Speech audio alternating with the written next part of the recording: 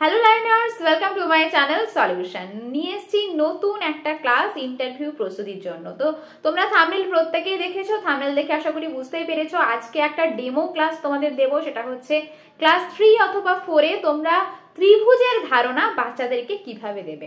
চলো তাহলে শুরু করে দিই আজকে আমাদের ক্লাস। আর প্রত্যেককেই বলবো ভিডিওটা স্কিপ করো না, প্রথম থেকে শেষ অবধি অবশ্যই দেখো। আশা করি তোমাদের হেল্পফুল হবে এই ক্লাসটা। So let's start. Good morning students, তোমরা প্রত্যেকে কেমন আছো? প্রত্যেকে ভালো আছো তো? হ্যাঁ, আমিও খুব ভালো আছি। তো এখন আমরা কি শিখবো? হ্যাঁ, ঠিক বলেছো, গণিত তো শিখবই, কিন্তু গণিতে আজকে আমরা বিশেষ এক ধরনের ছবি আঁকবো। না না, এটা ছবি আঁকার ক্লাস না, আজকে গণিতই হবে, কিন্তু তার সঙ্গে একটা বিশেষ ছবি আঁকা আমরা শিখবো। তোমরা তো অনেক ধরনের ছবি আঁকা শিখেছো, আমরা বিন্দু দিয়ে ছবি আঁকা শিখেছি। আজকে চলো তো একটা তোমাদের ছবি আঁকতে দিই, তোমরা কেমন ছবি আঁকা শিখেছো আমি দেখি। এই দেখো, 3টে রেখা তোমাদেরকে আমি দিলাম, 1 2 3, 3টে রেখা দিলাম। এই 3টে রেখা যোগ করে তোমরা তোমাদের ইচ্ছে মতো ছবি আঁকো তো। আমি প্রত্যেকের কাছে যাব, প্রত্যেকে কিন্তু খাতা বার করো, আমি সবার কাছে যাব, তারপর আমি দেখব কে কত সুন্দর ছবি এঁকেছো। না না, রং করার দরকার নেই, তোমরা শুধুই ছবিটা আঁকো। 3টে রেখা যোগ করে ইচ্ছে মতো ছবি তোমরা আঁকো, রং করতে হবে না, পেনেও আঁকতে পারো, পেন্সিলেও আঁকতে পারো, যে কোনো ভাবে আঁকতে পারো, কিন্তু একটা সুন্দর ছবি তোমাদের আঁকতে হবে। দেখি এবারে কি কেমন আঁকলে ছবি, সবাই আমার কাছে খাতা নিয়ে এসো, দেখি একে একে উঠে এসো, কেউ গন্ডগোল করবে না। দেখি, বাহ বাহ বাহ, খুব সুন্দর ছবি এঁকেছো তোমরা। আচ্ছা, এবারে আমি একটা, যাও গিয়ে বসো, তোমরা বসো। এবারে দেখো আমি একটা ছবি আঁকছি। এই একটা রেখা, এই দুটো রেখা, এই 3টে রেখা। দেখো তো, আমিও 3টে রেখার ব্যবহার করেছি। আচ্ছা, আমাদের তো প্রত্যেকের নাম আছে, তাই না? নাম আছে তো, এই ছবিটারও একটা বিশেষ নাম আছে। কেউ বলতে পারবে এই ছবিটার নাম কি? কেউ জানো না? দেখো আমি বলে দিচ্ছি, এই ছবিটাকে আমরা ত্রিভুজ বলবো। কি বলবো? আমার সঙ্গে সঙ্গে সবাই বলো, এই ছবিটার কি নাম? ত্রিভুজ। কি বললে সীমা? ত্রিনয়নীর নাম শুনেছো? হ্যাঁ, ত্রিনয়ন কার থাকে? দুর্গা ঠাকুরের থাকে। ত্রি মানে কি? 3। হ্যাঁ, ত্রি মানে কি? 3। আর ভুজ মানে কি? ভুজ মানে কে বলবে? ভুজ মানে হচ্ছে বাহু বা হাত। দেখো এই ছবিটার কটা বাহু আছে বলো তো? এই 1, এই 2, এই 3খানা বাহু আছে বা হাত আছে, তাই এটাকে আমরা কি বলছি? ত্রিভুজ বলছি। আচ্ছা, তোমরা তো অনেক ধরনের ছবি এঁকেছিলে, কেউ এরকম ছবি এঁকেছো, কেউ আবার জেড এর মতো ছবি এঁকেছো, কেউ এই রকম ছবি এঁকেছো, কিন্তু এগুলোকে আমরা কিন্তু ত্রিভুজ বলবো না। দেখো, এগুলোরও তো 3টে বাহু আছে, কিন্তু এগুলোকে আমরা ত্রিভুজ বলবো না। কেন শুধুমাত্র এই ছবিটাকে আমরা ত্রিভুজ বলবো কেউ জানো?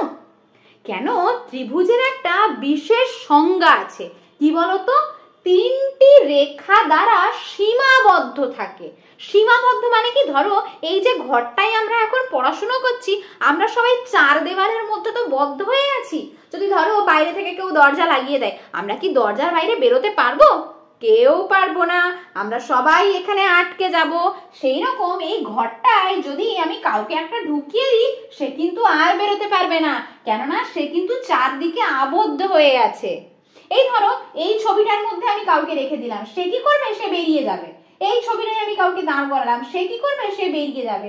এই ছবিতে কাউকে দাঁড় করালাম, সে কি করবে? বেরিয়ে যাবে, কেননা এরা কেউ সীমাবদ্ধ নয়। যেমন ধরো এই 4 দেওয়ালের মধ্যে আমরা সীমাবদ্ধ, সেই রকম আমাদের ঘরে কটা দেওয়াল আছে? দেখো, একটা দেওয়াল, দুটো দেওয়াল, 3টে দেওয়াল, 4টে দেওয়াল। আমাদের ঘরে 4টে দেওয়াল আছে, আমরা 4টে দেওয়ালে সীমাবদ্ধ।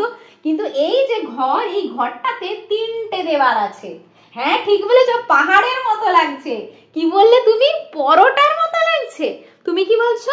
সিঙ্গাড়ার মতো লাগছে। হ্যাঁ, ঠিক বলেছো। কেউ বলছে পরোটা, কেউ বলছে পাহাড়, কেউ বলছে সিঙ্গাড়া। তাহলে দেখো, এই পরোটা, পাহাড়, সিঙ্গাড়ার সঙ্গে মিল করে এই যে ছবিটা, এটার বিশেষ নাম হলো ত্রিভুজ। এটাকে আমরা কি নামে জানবো? ত্রিভুজ নামে জানবো, কেননা এই ছবিটা 3টি রেখা দ্বারা সীমাবদ্ধ। তাহলে 3টি রেখা দ্বারা সীমাবদ্ধ যখন সমতলের উপরে কোনো চিত্র আঁকবো আমরা, সেটাকে আমরা ত্রিভুজ বলবো। কি বলবো? ত্রিভুজ বলবো। দেখো, ত্রিভুজ আমরা বিভিন্ন রকমের আঁকতে পারি। যেমন আমি এই ত্রিভুজটা এঁকেছি, আবার কেউ এইরকম ত্রিভুজ আঁকতে পারে, কেউ আবার এইরকম ত্রিভুজ আঁকতে পারে। দেখো প্রত্যেকটাই কিন্তু ত্রিভুজ, কিন্তু এগুলোর আলাদা আলাদা নাম আছে। আর এই যে ত্রিভুজটা আমি এঁকেছি, এই ত্রিভুজটার কটা বাহু যদি জিজ্ঞাসা করা হয় কটা বাহু আছে, কি বলবো? ত্রিভুজের কটা বাহু? 3টি বাহু, ঠিক বলেছো। আর এর কি থাকে? 3টি কোণ থাকে। কি থাকে?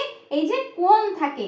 ত্রিভুজের 3টি বাহু থাকে, আর কোণ কটি থাকে? 3টি কোণ থাকে। যে কোনো ত্রিভুজ, এই যে এই ত্রিভুজটা বললাম, এই ত্রিভুজটা বললাম, এই ত্রিভুজটা বললাম, এগুলোর 3টে বাহু থাকবে আর 3টে কোণ থাকবে। তো এই বাহু ভেদে ত্রিভুজকে আবার বিভিন্ন রকম ভাবে ভাগ করা যায়, কোণ ভেদে ত্রিভুজকে বিভিন্ন রকম ভাবে ভাগ করা যায়। এগুলো আমরা পরের দিন শিখবো, কেমন? আজকে শুধু আমরা কি জানলাম? ত্রিভুজ কাকে বলে জানলাম, ত্রিভুজের বাহু কটি জানলাম, ত্রিভুজের কোণ কটি জানলাম, এবং ত্রিভুজ কাকে বলে এর সম্পর্কে আমরা জানলাম। কেমন? আজকে তাহলে আমরা কি শিখেছি? ত্রিভুজ সম্পর্কে শিখেছি। কেমন? তোমরা বাড়িতে গিয়ে না এইরকম অনেকগুলো ত্রিভুজ আঁকবে খাতায়, খুব সুন্দর করে করে ত্রিভুজ আনবে, আর একে যে যেমন পারবে, যেমন ইচ্ছে হয় তোমাদের, কিন্তু একটা জিনিস খেয়াল রাখবে, যেন ত্রিভুজটা কি সীমাবদ্ধ থাকে, কোথাও যেন ফাঁকা না থাকে, ঠিক আছে? তাহলে আজকের মতো এই পর্যন্তই। পরের ক্লাসে আমরা কিন্তু আবার মজার মজার ছবি আঁকা শিখবো, কেমন? ঠিক আছে, আজকে আসি তাহলে। তাহলে তোমরা দেখতেই পেলে আমি কিভাবে ত্রিভুজের ধারণা দিলাম। এটা ক্লাস 3তে আমি পড়িয়েছি, তোমরা চাইলে ক্লাস 3 অথবা 4 যে কোনো ক্লাসেই কিন্তু এইভাবে ত্রিভুজের ধারণা দিতে পারো। এবং এটা যদি বড় ক্লাস হয় তো সেক্ষেত্রে তোমরা ক্লাস 5 হলে আরেকটু সুন্দর করে সংজ্ঞাটা তুমি গুছিয়ে বলবে। যেহেতু ক্লাস 3 বা 4 সংজ্ঞাটা মোটামুটিভাবে 3টি বাহু দ্বারা সীমাবদ্ধ, এইভাবেই তোমরা কিন্তু বুঝিয়ে দিতে পারো বিষয়টাকে। আরেকটা জিনিস খেয়াল রাখবে, যখন বোর্ড ওয়ার্ক করবে একটু যেন হাতের লেখা মোটামুটি সুন্দর হয়, আর ছবিগুলো যেন পারফেক্ট হয়। যেহেতু এটা গণিতের বা জ্যামিতির ক্লাস, তো ছবিটা একটু পারফেক্টলি আঁকার চেষ্টা করবে। এই কয়েকটা জিনিস মাথার মধ্যে রাখবে। আর ডেমোটা আমি তোমাদের 6 মিনিটে দেখিয়েছি, কেননা আমি পুরো জিনিসটা বুঝিয়ে দিলাম যে শেষ অবধি তোমাদের প্রথম থেকে শেষ অবধি কি বলতে হবে। তোমরা চাইলে এই ডেমোটাকে 3 মিনিটের মধ্যেও কিন্তু রিপ্রেজেন্ট করা যায়।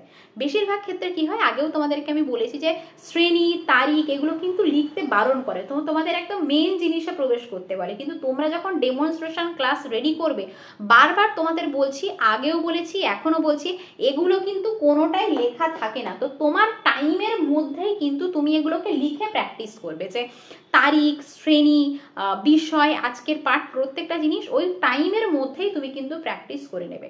ওকে, এইটা একটা কথাই বলার। আর তোমরা সবসময় চেষ্টা করবে ইউনিক কিছু টপিক নিতে। দেখো এগুলো হচ্ছে বেসিক টপিক, আমি চেষ্টা করছি তোমাদের আরো ভালোভাবে কিছু ইউনিক টপিক তোমাদের দেওয়ার। প্রত্যেককেই বলবো বইগুলো তোমরা নিজেরা দেখো, তোমরা নিজেরাই কিন্তু মানে আইডিয়া লাগাতে পারবে যে কি ধরনের টপিক তোমরা রিপ্রেজেন্ট করতে পারো। প্রত্যেকটা বই আমি তোমাদের টেলিগ্রাম চ্যানেলে প্রোভাইড করে দিয়েছি, একদম প্রি প্রাইমারি থেকে আপ টু তোমাদের ক্লাস 5 অবধি প্রত্যেকটা শ্রেণীর প্রত্যেকটা বই তোমাদের কিন্তু আমার টেলিগ্রাম চ্যানেল সলিউশনে আপলোড করে দিয়েছি। যারা যারা এখনো অবধি টেলিগ্রাম চ্যানেলে যুক্ত হওনি, পিডিএফ ওখানে অ্যাভেলেবেল আছে, কোনো টাকা পয়সার ব্যাপারে এখানে নেই, ফ্রি অফ কস্টে তোমরা কিন্তু মেটেরিয়ালগুলো জোগাড় করে নিতে পারো।